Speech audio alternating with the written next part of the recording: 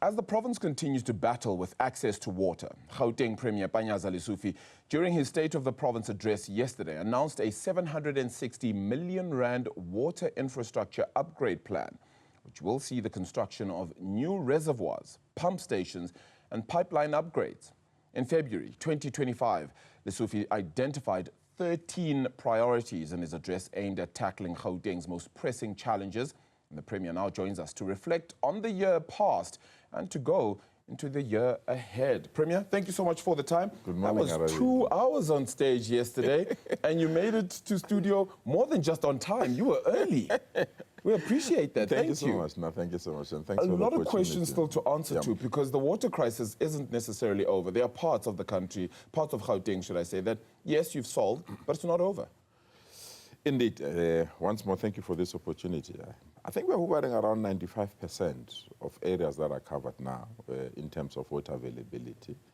There are 3 regions that we just need to complete the remaining 5%. One is Johannesburg, especially the Emarentia area and those kind of areas there, Sophia Town. There it's very stubborn, purely because the commando station that support, it's old, the infrastructure is old, so we need to really take it out. But we've just built a temporary pump station that would assist to have additional water. We are laying some pipes, almost 5-kilometer pipes that we need to lay. It's taking time, but we're also bypassing certain areas so that we can draw water where there is water and transfer it there at night, so that at least when people wake up and during the day they can have water. But it's not going to be that massive until we finalize this project. So the system is going live this Saturday.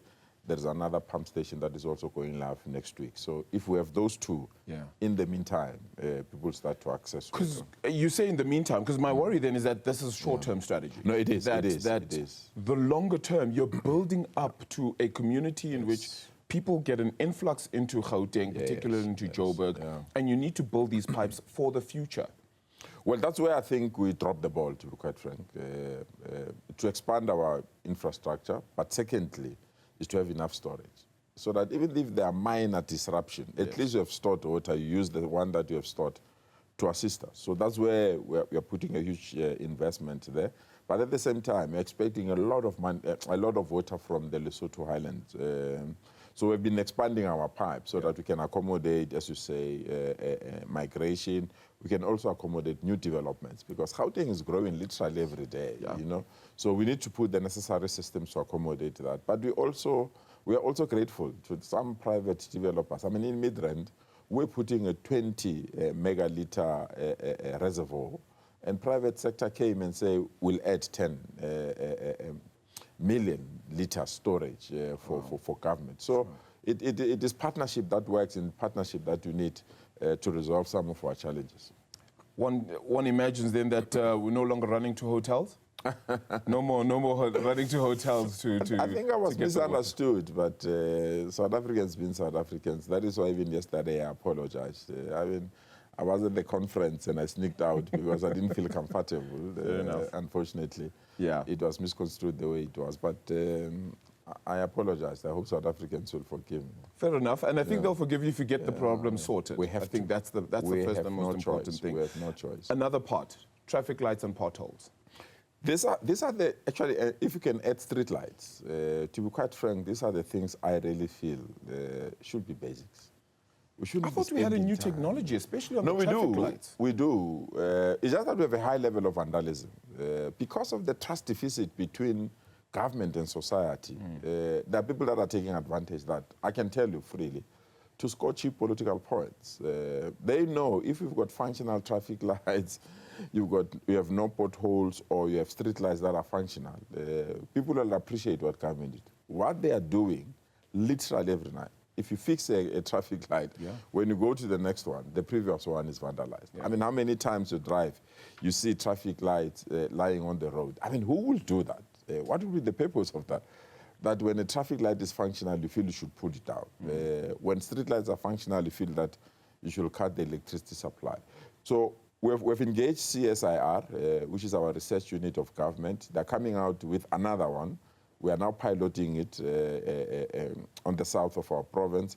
we really believe if we get that right and put the solar system as well as a backup, we'll be in a position to resolve both the street lights and the traffic lights. What we are doing with potholes, we realized we appoint people to fill these potholes, but it's their business. So if there are no potholes, it means there's no business. 100%. So the quality that they put in filling these potholes is not up to standard. Is that because it goes out to tender? Yes, it's because it's a dependence of the Does that mean you need to own this a little bit? That is why we are saying, fortunately, the municipality of Tshwane and Johannesburg, they've got asphalt, which is the concrete that you use to fill. So we're building capacity now to have our own people to go and fill these potholes rather than rely on third parties to do this job for us, because it's quite clear. I mean, you fill a pothole, it just rains. Even in some instances, even when clouds are still gathering, the pothole gets opened. Yeah. So we can't continue to treat our people like that. But these are basics that we should not even start to debate, because many countries are moving ahead of us. If you go to their cities, you see how technology innovation is growing, and we are still grappling with a pothole or a street light. It's something that, I must be honest, it doesn't sit well with me. I mean, that's exactly why the concrete highway is seen as such a great thing, because of how stable and stern it really was, and the amount of people it could actually transport to. The matter of crime, I mean, you had profiled, what was it, over 400 crime kingpins and even promised arrests on those. I think only 50 have been apprehended. 101. 101 now? Yes. Okay. Yeah, so 101. That's 25%. And 27% have been reconnected to the creator. Wow. Okay. Yeah. What happens to the remaining 75%? We're monitoring that. The problem with these kingpins, you have to monitor their movement, because sometimes you can't just arrest somebody purely because he's moving or is. So they have to plan crime, and then we catch them at the crime scene, because we've got the systems now to follow them. These are people that are either on parole, these are people that have been released on technicalities. They've committed serious crime, either murder or robbery. But when they go to court, on technicalities, they get released. So we monitor them. And there are those that are on the wanted list of police because they've committed crime. Sure. So we monitor them using the latest technology in terms of satellite, and also using some of the places that have been CCTV cameras. So we've been monitoring them. You can see now crime in our province has declined drastically, because these are the people that it's their business to commit crime. So we don't have to wait for them to commit crime. You monitor them, and when they plan, we then utilize your systems to ensure. So to have 101 arrested within a year and to have almost 26 reconnected with their creator, we really believe that we've done well. And there are 11 that are kingpins within the cash heist that were arrested in the last 2 months. So we have been doing well there, because if you don't get crime sorted out, 100%. No one will invest here. Yeah, I think that's the biggest thing. No families will want their children to grow here. But in order to get rid of crime, some would say, a lot of that is to do with jobs. So the creation of jobs in our province is absolutely paramount. Does that have to be a trickle-down effect from national government down to you, or is there ways that you can then do this a lot better? I take that point, but check the people that are doing crime. Let's be honest. These are well-off people, well-resourced, staying in places me and you can't stay. But maybe they get to that point because they did crime. Probably, but I'm just saying, when they get resources, do they stop? They don't. Fair enough, yeah. So indeed, we have to have interventions. And one area that we need to intervene massively is drugs. The use of drugs and the number of people that are hooked to drugs, and that underworld is growing massively. If you check what is happening in Mexico now, you should be worried that you must not even enter that space. Yeah. So the fight against crime and the urgent need to ensure that our economy pumps, because what happens, me and you are at work now. Around 7 o'clock when you knock off, you want to go to the shopping mall.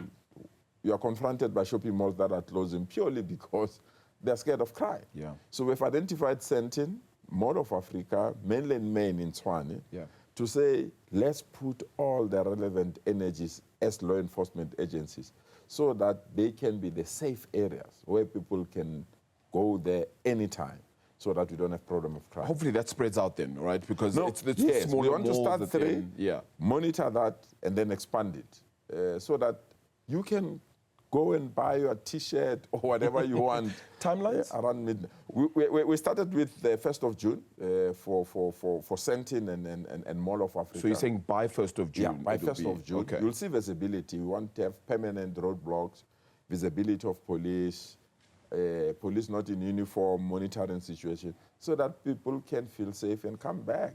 I mean, you go to movie houses. There's no one still watching an 8 o'clock movie during them. Anymore? It might be outdated because there are other forms of streaming, but Sure.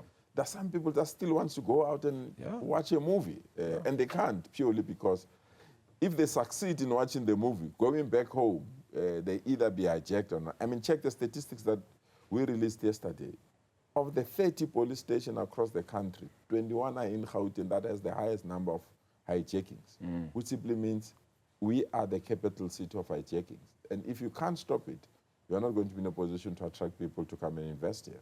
None of them will be Panyaza, though. The ones that are in these hubs that you've just made. No. We are taking them for heavy trading now. Now that we've got authorization, now that we've got a gazette that explains what kind of work they need, because we didn't train them appropriately because we didn't know the kind of work that can be legislated and gazetted. Now that we have it now, you will see them when they return. What's going to be their mandate? What's their full-on mandate? We don't want ICE on the roads, effectively, like the US, no, we do, of course. But release the police to do crime-fighting work. You don't want police at soccer stadiums, for example. You don't want police at events. But ensure that each and every street, when we've got a camera, someone is watching it. And then notify the police. Sure. Ensure that every society have a law enforcement person, so that if there are things that are happening there, at least we've got people. So 10,000 people in all our wards in the province. If somebody is about to attack you, at least to stand a better chance of notifying law enforcement agencies. This is the kind of support that they will give you. They are a force multiplier. Just that sometimes people expected them to go toe-to-toe with cash heist people. They're not meant for that. They're just meant to give additional support. Where police have a roadblock, you've got numbers there so that no one can run away from a roadblock. This is the kind of work that we're going to train them, and hopefully they'll be positioned to support us. Whether it be Tembisa Hospital, whether it be Baragwanath Hospital, wherever it may be, healthcare being very important. And then on the other side, you had said, I think it was 40 clinics with 24-hour service was the hope to be had here. How far are we from that? Let's be honest. You know, our hospitals, we've got the best physicians. We've got the best doctors. We've got the best professionals. It's the outlying things that causes people not to come to our public hospital, which is overcrowding, long queues, quality of food, old infrastructure, treatment. So if we can't fix that, there's no way that we'll have public, because public hospitals are meant to absorb the numbers. And if they don't, then people prefer clinics. And if the clinics are not working 24 hours, then we'll have problems because people feel that we are not taking care of them. So it's a combination of the two. So we've digitalized big hospitals because long queues are created by people waiting for a file. So if you digitalize that, it allows you to get the file immediately. And even doctors can be in a position to access the file. They don't have to wait for paperwork and other things. But the important one is the expansion of this hospital. These hospitals were built before me and you were born. True, So if you can't have additional or expand the current one, then the numbers will be huge. So we're investing resources, we've put good people to assist us so that we can grow that particular sector. They just don't want promises only. They want action. And I think that perhaps is maybe the lasting word, to just say there's so many people across the country, across Gauteng, who are tired of the promises and really just want a little bit more action and possibly will be screaming out for that. That's what I was doing yesterday. For 2 hours, I gave an account of our work. I didn't create new promises. And I deliberately resisted going there to say, let's give account of what we have done, the jobs that we have created. I mean, 250,000, that speech is worth 250,000 new jobs. And these are the companies that we liaised and linked them up. Imagine those that came on their own in our province that didn't even go through our offices. Fair enough. All right. Well, Premier, I'm told you're going to be joining us for the newspapers. That's my next career after politics. We're not going to get you out of politics just yet. Your newspapers are coming up next, of course. a snapshot of what's happening in the print media. We'll be joined by the Premier. He'll choose a newspaper. He'll unravel it for us, why don't we? Maybe one that has him on it. Who knows? Back with your newspapers next.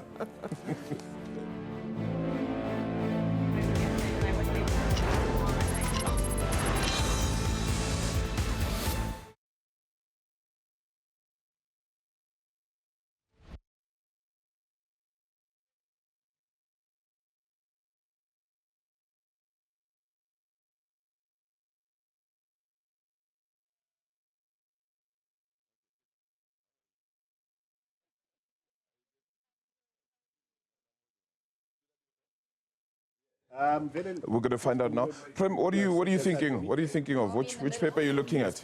So what's in Joe Latahong? I was touched.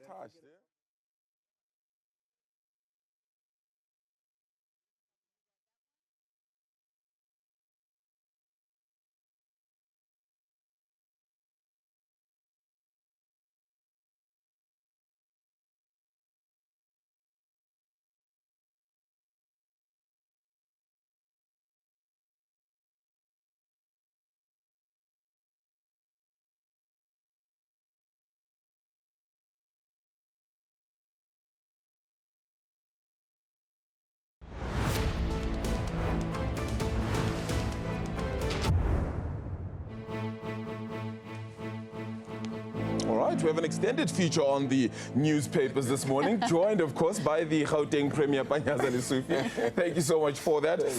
We're going to start things off, though, in Pretoria, as we usually do, Premier. And Iman has a newspaper. Iman, before we get to the Premier, it's all on you. Morning.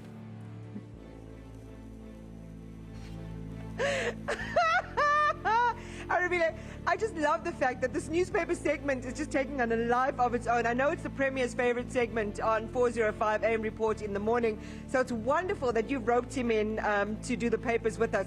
So let's quickly look at the business day. The headline there is about Spar. Now, we see Spar stores all across the country. A little known fact might be that Spar is actually a Netherlands-owned or based company. It's an international company, so it isn't owned by one person or company worldwide. It's a licensed global network, and their Dutch parent brand is obviously there in the Netherlands. But they are staggering their payments to suppliers, and if you are on their supply chain and a franchisee, you can go and read how that's going to affect you in terms of payments. But the big story, of course, to connect to our location here at the Madlanga Commission is around the Commission and the evidence it heard yesterday. I mentioned some of this testimony that the Business Day is going into in their paper, but I just want to highlight Commissioner Sesi Beloy referring to a message that Sabia had sent to Witness F on the 14th of September 2024. This is the day now that we all know was his son's engagement party, where he apparently told Witness F to ask Kat to make a turn. And it's all about him downplaying a potential relationship between himself and Vusumuzi Kat Matlala, this alleged criminal mastermind, one of the big five cartel. But he was basically had his feet held to the fire, that there might have been more than meets the eye. And I'm really interested to ask the Premier of the province what he thought of Sabia's testimony and whether he agrees, as the commissioners have said, that Sabia is making selective disclosures. He's deciding what the Commission should and should not see. What do you think this morning, Premier? Good morning, by the way. Oh, Tough one here. No, I've recorded it. I'm going to watch it later this afternoon. I was preparing for the speech, so I couldn't follow the debate. And when I came back, I was tired, and Arabi wanted me this morning. So normally I follow your repeats at night, but I couldn't last night because I had to rest to come here this morning. Okay. But I'll come back to you, Iman. I can assure you. I'll give that full response. Okay. All right. Fair enough. Fair answer.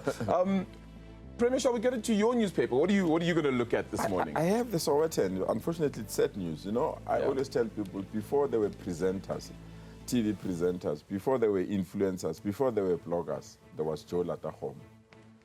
Some of us who grew following newspapers, either from the World, Sunday Post, and the Sowetan, this gentleman was... They characterize him as a journalist.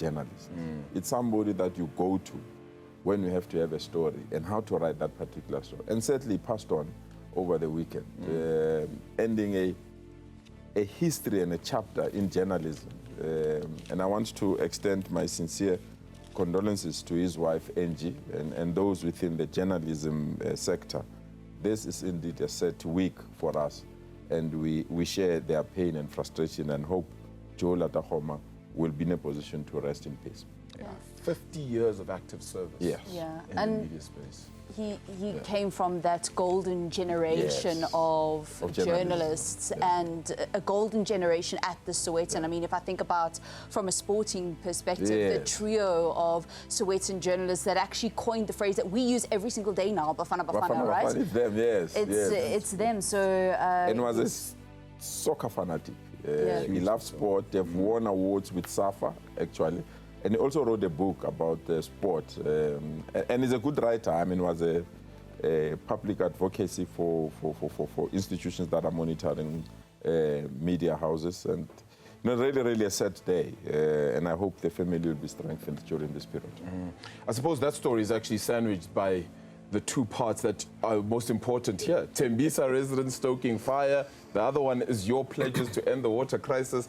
Didn't want to put you on the spot there, but you can tell that that's not necessarily the best newspaper to be choosing in the context. It's mixed emotions, to be quite frank. I mean, I'm a Tembisa and I was born and raised in Tembisa. And to see that community up in arms, it touched me, I must be honest. But hopefully they'll be consoled that yesterday's delivery is trying to resolve those issues so that we don't have this kind of protest. Yeah. All right. All right. Shall we shift attention, shift gears a little bit as well again here? I'm now looking at the front page, or actually page 3 of The Citizen, right? But the front page is where it starts off.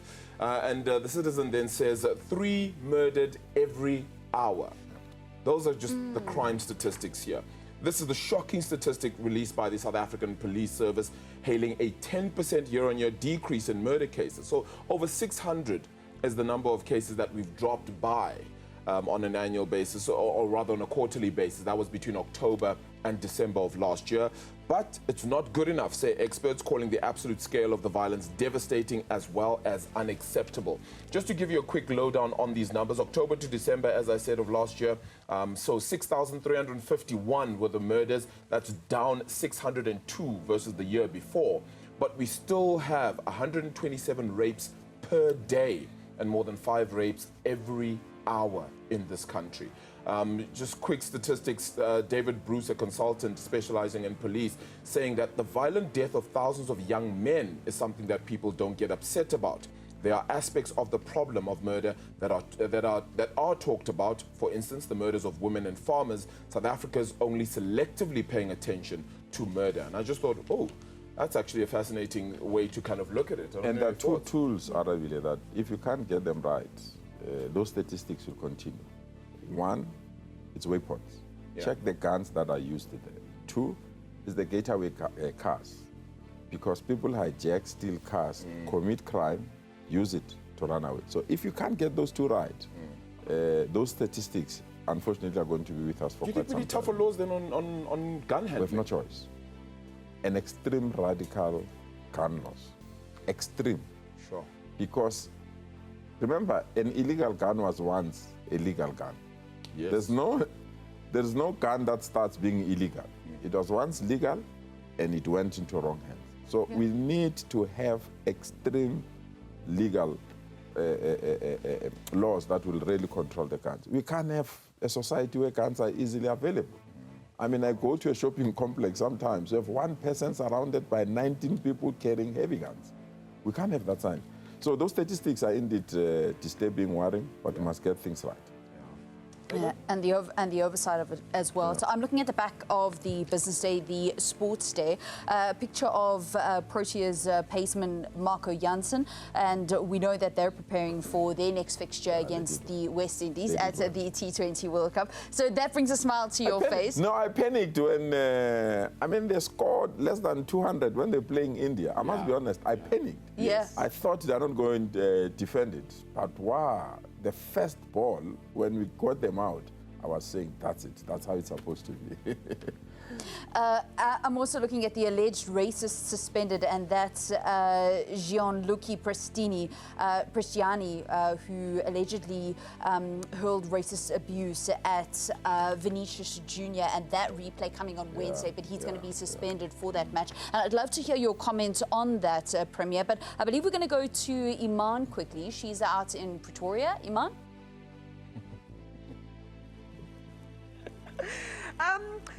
Not a selfish question, Premier, but I just think it's so important on the eve of the Soweto derby, this amazing clash between Kaizer Chiefs and Orlando Pirates. I would love for you to give a shout out to Kaizer Chiefs and a prediction for them to win. It will be a beautiful draw. Oh, that's boring. Oh, that's boring. It will be a beautiful draw. Goals galore. But I think our Pirates are wounded. I mean, they've lost 2 important games. So I really believe they will come guns blazing. So my last cent, I'll give it to Orlando Pirates. There we go. Orlando Pirates. There we go. Iman, you can't be happy with that.